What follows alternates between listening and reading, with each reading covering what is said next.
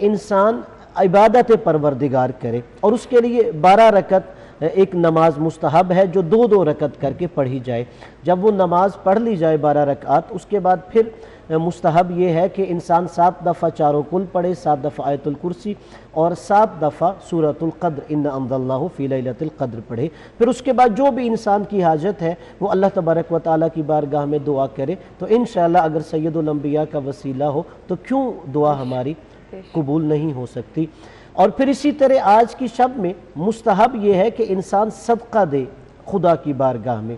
جو انسان آج کی شب صدقہ دیتا ہے گویا ایسے ہے کہ قیامت کے دن وہ دیکھے گا کہ اس کے تھوڑے سے بھی صدقے کو اتنا زیادہ کر دیا جائے گا روایات کے مطابق کہ وہ قیامت کے دن دیکھے گا وہ احد کے پہاڑ کے برابر صدقہ ہے۔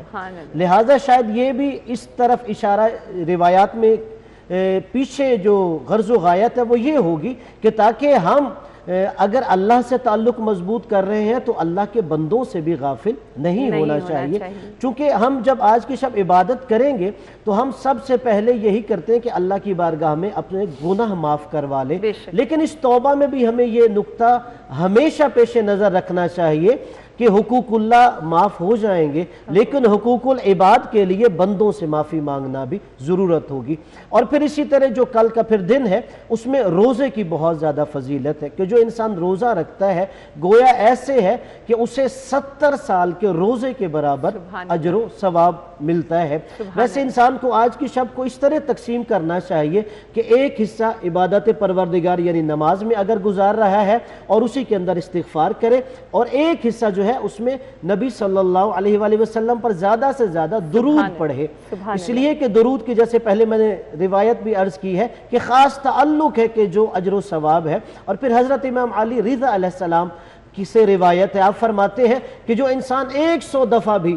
اس شب میں اگر درود پڑھے نبی پر تو اس کی 100 حاجتیں قبول ہوں گی، ان میں سے کچھ دنیا کی ہوں گی اور کچھ آخرت کی حاجات ہوں گی۔ اور دعا ہے کہ اللہ اس شب کے صدقے میں تمام امت اسلامیہ اور تمام انسانیت کے لیے آسانیاں۔ آمین آمین۔ علامہ صاحب آج کے دن کی خصوصی عبادات آپ کیا بتانا چاہیں گے؟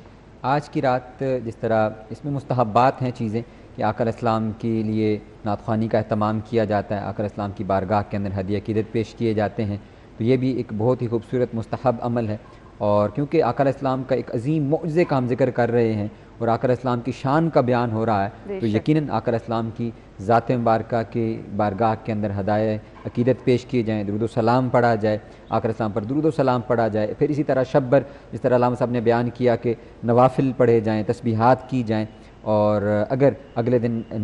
نفلی روزے کا اہتمام کر سکتے ہیں تو یقیناً کرنا چاہیے۔ یہ تمام مستحبات ہیں اور اللہ رب العزت ان کے اوپر یقیناً اجر عطا فرماتا ہے، کوئی اس کے اوپر خاص قسم کے احکامات نہیں ہیں، لیکن یہ ہر وہ عمل جو اللہ رب العزت کی بارگاہ کا قرب حاصل کرنے کے لیے کی جاتے ہیں تو یقیناً اللہ رب العزت اس میں برکات، اور آج کی رات کیونکہ خصوصی رات ہے تو اس میں اللہ رب العزت کی بارگاہ سے خصوصی انوار، تجلیات اور برکات نصیب ہوتی ہیں، تو اس کے لیے اللہ رب العزت قرب کے لیے یقیناً یہ ساری عبادات جو ہیں وہ بالکل خوبصورت عبادات ہیں، مستحبات ہیں، تو ان کو اپنانا چاہیے۔